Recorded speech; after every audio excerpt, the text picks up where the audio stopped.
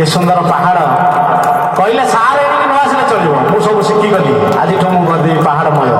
ତେବେ ଦୁଇ ସେମାନଙ୍କ ମୁହଁରୁ ଆମେ ଟିକେ ନିଶ୍ଚିତ ଭାବରେ ଶୁଣିବା ଯେ ଯୋଉ ପାହାଡ଼ ନିର୍ମାଣ କରିବା ସମୟରେ କିଭଳି ଭାବରେ କେତେ କଷ୍ଟ ଆମେ ସହିଛୁ।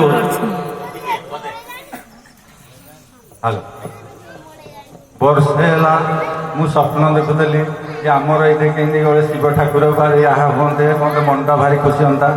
ଆଜି ସେ ହେଇଯାଇଛି, ମୋ ମନଟା ବହୁତ ବହୁତ ଖୁସି।